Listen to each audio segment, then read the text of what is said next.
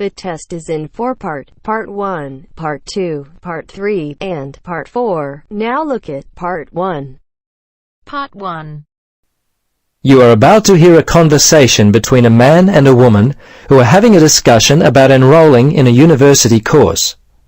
First, you have some time to look at questions 1 to 7.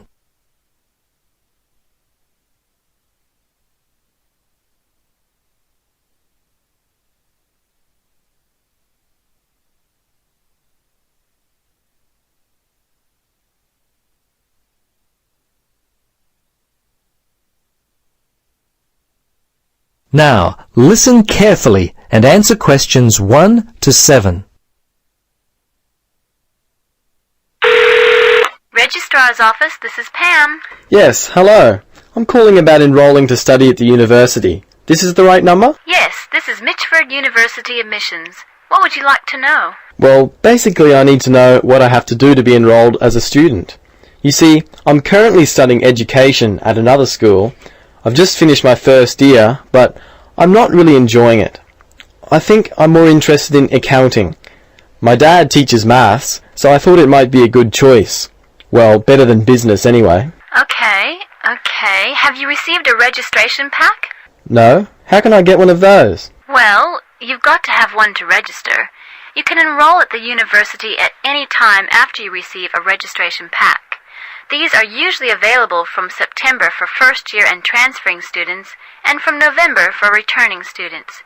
On the basis of the information contained in the registration pack, you should attempt to make a firm choice about which courses to study before completing your form. I see. So I've only got a month to get my registration pack in. Can you send me one? Sure. If you are close to a high school, the registration pack and university prospectus are available from the Careers Advisor. Would that be helpful? Well, the closest school's too far away and I haven't got a car. Are there any other ways you can send it to me? Well, for prospective students who have already left school, the registration pack and prospectus are available from the university information line. But that might not be of help for you? No, not really. I'll tell you what. Why don't you give me your contact details and I'll send a pack out to you. At least that would be a start. Okay, sounds good. Right. Firstly, what's your name? Richard Dreyfus. That's Dreyfus. Your address there, Richard? Unit 12, 15 Sportsman Avenue. That's Sportsman, Mermaid Beach. 4554. And your telephone? Yes, I won't give you my home. Mobile's best. 0414. Hang on a minute, I don't call myself usually. I think it's 0414 658 339. Yes, that's it. Okay, now, do you have email? Yes, I do. It's Dreyfus, my last name, at igo. That's IGO.com. All lowercase letters, of course. Before you listen to the rest of the conversation, you have some time to look at questions 8 to 10.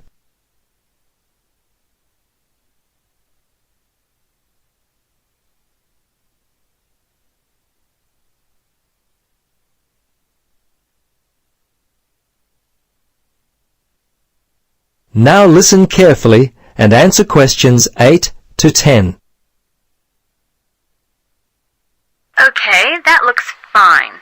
Now, do you have any questions for me? Yes, I've got a friend who is interested in studying at the university. I'm not sure what would be the best way for him to register. Can you give me some suggestions? Sure, there are 3 ways to register. Option 1 is telephone registration. Before you telephone, fill out the registration form included in your pack. This will ensure you have all the information that you require. The number is in your registration packet. Don't forget to hold on to a copy of your registration form for future reference. Yep, okay. Option 2 is registration by post. All you have to do there is complete the relevant sections of the registration form and post the completed form together with all documentation required in the envelope provided. All right. The third way is to simply come in. Visit the Student Information Center in the Information Services building and your friend will receive personal assistance on how to complete his forms. Thanks very much. You've been most helpful. You're welcome. Good luck with your future studies. That is the end of part 1. You now have half a minute to check your answers.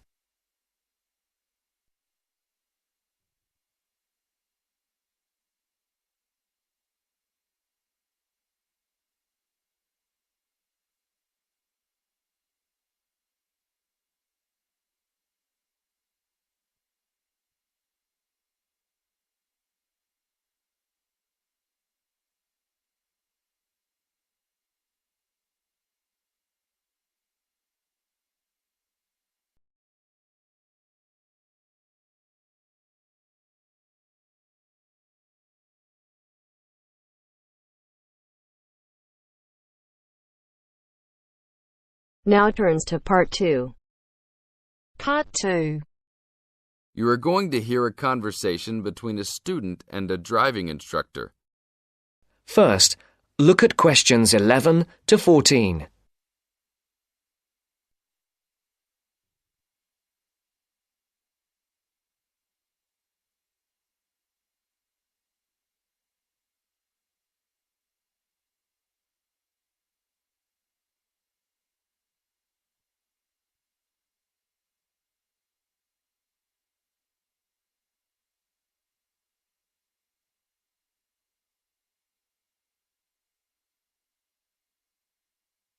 Listen carefully.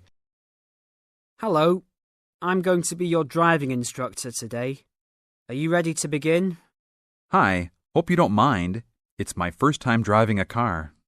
Of course not. That's my job. I teach people like you how to become a safe and responsible driver. So let's begin. Remember, the most important rule of driving: safety first. There are some steps to follow. First, you should put on your seatbelt. You should always remember to do that. In case of an accident or emergency, having a seatbelt on is of utmost importance. Okay, I have my seatbelt on. Now what should I do? Start the car. Good. Now make sure that the steering wheel is in the proper position and that your seat is not too far or not too close to the pedals. I'm all ready to go. Should I shift into first gear? Don't forget to put the parking brake down. You don't want to drive with that up. Oh yeah, I almost forgot. If I have the parking brake on, I won't be able to accelerate. Yes, that's right. Now put the car in reverse and slowly back out of the parking space. Good. Put the car in first gear. When should I shift? Is it better to shift slowly or quickly? You can shift whenever you feel is appropriate. This means shifting should occur smoothly. Do not shift too slowly or you will stall. Shifting too fast will waste gas. Shifting is simple. Just remember to shift smoothly. To shift, you will have to push the clutch and then push the gas pedal. Before the broadcast continues, look at questions 15 to 20.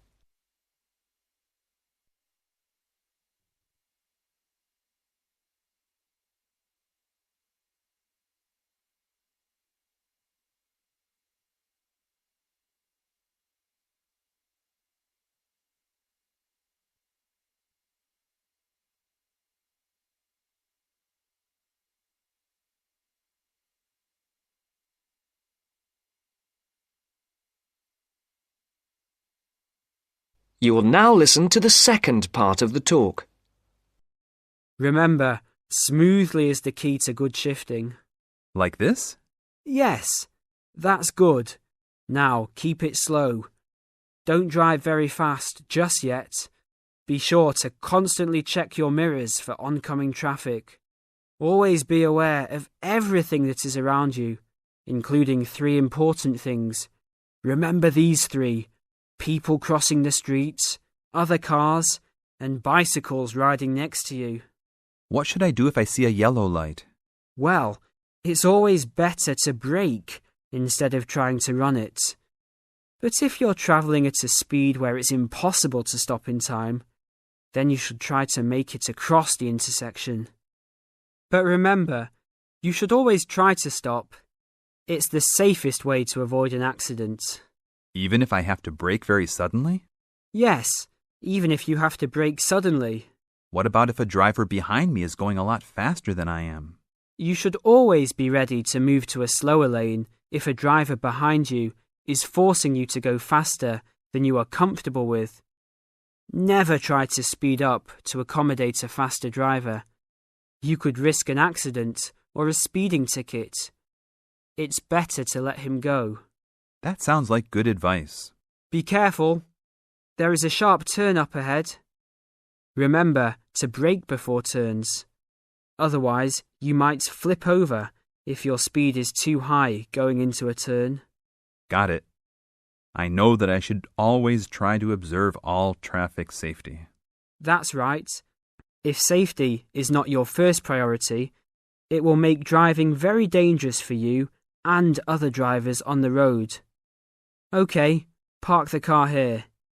You did a great job today for your first day. I'll see you in 3 days.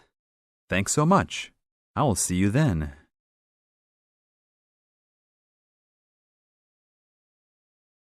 That is the end of part 2. You now have half a minute to check your answers.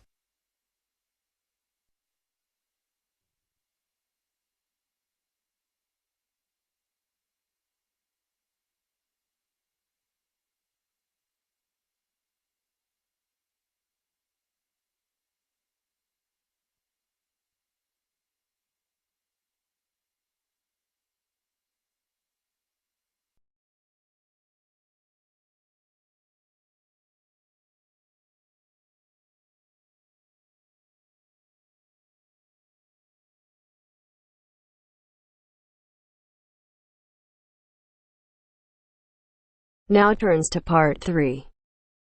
Part 3. Hear an interview conducted by an interviewer Spiegel with the scientist Peter Piot, who discovered Ebola, a dangerous disease. Both of them are conversing about the disease and its origin. First, you have some time to look at questions 21 to 25.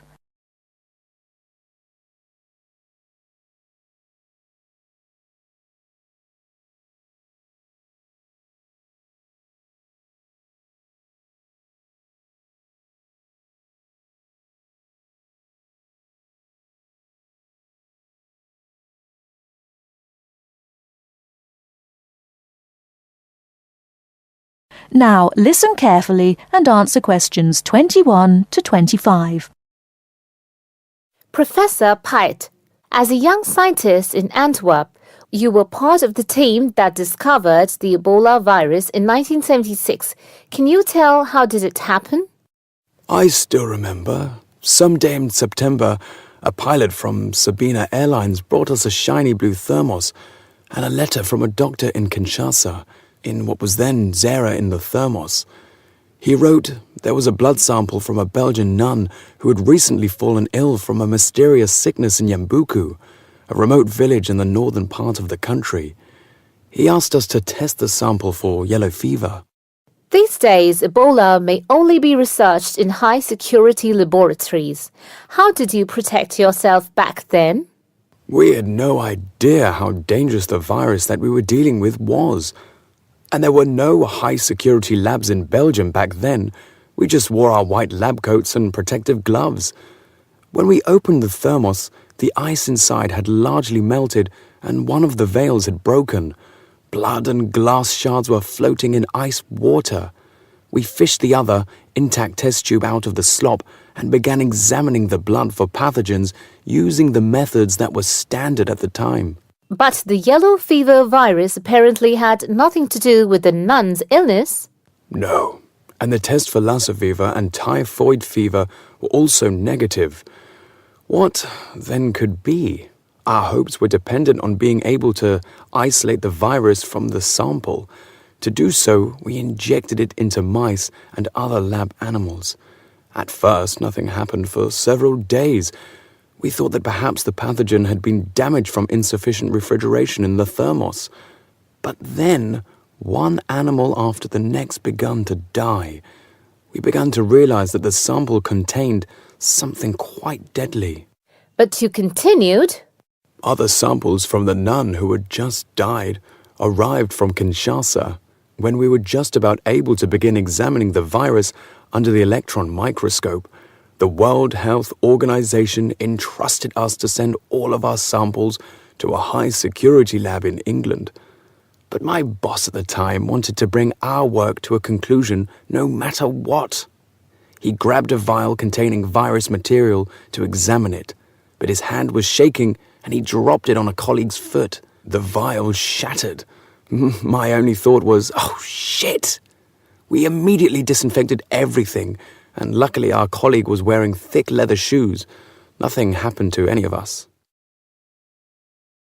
Before you hear the rest of the talk, you have some time to look at questions 26 to 30.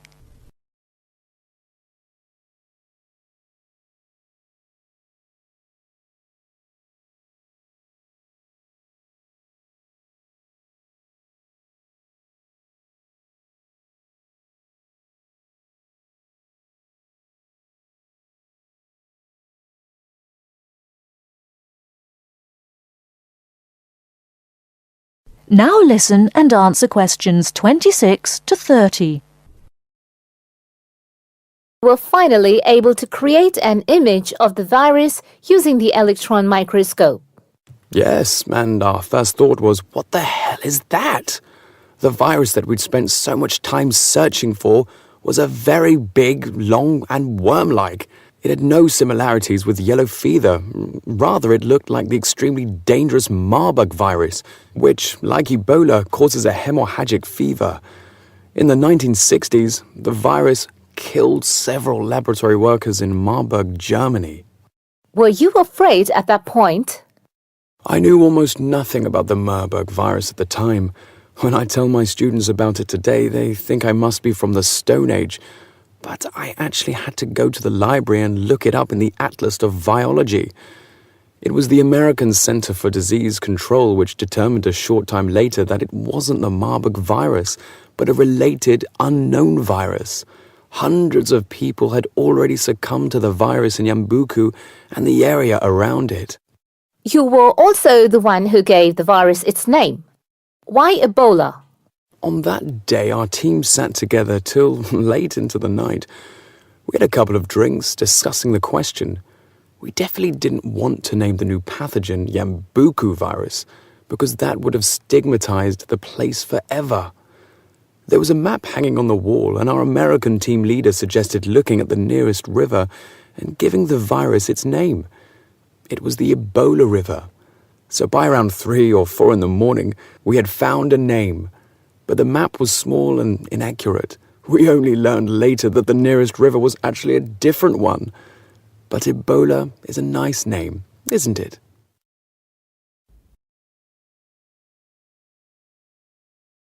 That is the end of part 3. You now have half a minute to check your answers.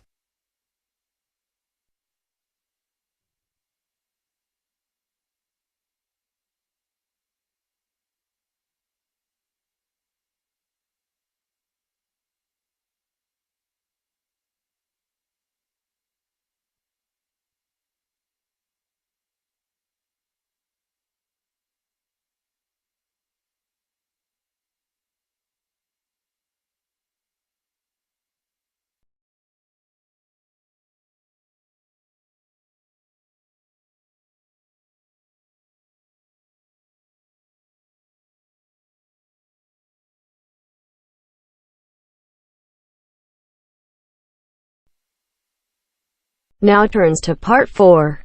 Part 4.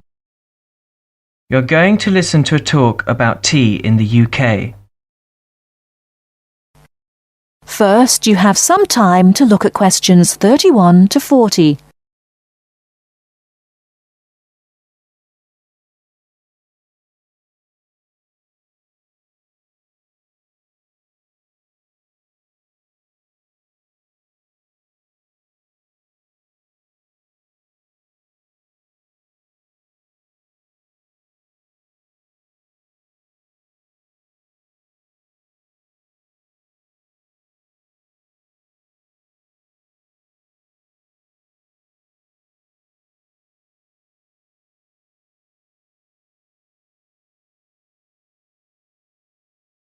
Now listen carefully and answer questions 31 to 40. During the 1930s, there was a popular song which had the title "Everything Stops for Tea," and to millions of British people, a restful cuppa is still an ideal way to relax for a few minutes from the rigours of the day. The English custom of drinking tea has its roots in the 17th and 18th centuries. When first imported to Britain, the exotic cha, or cha, as the Chinese tea was variously called, was considered a man's drink to be enjoyed with colleagues at London coffee shops. These were popular meeting places for many walks of life: politicians, lawyers, poets, actors, and writers. Many London clubs began in this manner, and the famous Lloyd's Insurance underwriters started out as Lloyd's Coffee House. In 1706, the first coffee house that offered tea was Tom's Coffee House, owned by Thomas Twining. He realized that he needed to introduce an added attraction to compete with the many other coffee houses in London, and tea was rare, exotic, and extremely expensive. With these credentials, tea became an exclusive drink and enabled Twining to open a tea shop under the sign of the Golden Lion in the Strand. By the 18th century, the ladies of the more affluent classes were going China mad, using tea as an excuse for displaying their extravagant purchases of Chinese porcelain and Dresden tea sets. A comprehensive tea tray would consist of a teapot and stand, teacups and saucers, sugar bowl, milk jug, and basin for discarded tea and tea leaves. Tea was still expensive and kept in locked tea caddies. Skilled craftsmen fashioned caddies of carved inlaid woods fitted with crystal and precious metals. To ensure the servants weren't tempted by this priceless commodity, the caddy was kept locked, and only the mistress of the house held the key and prepared tea when guests came to visit. No well-brought-up young Englishwoman could consider herself socially acceptable unless she knew how to brew a proper cup of tea.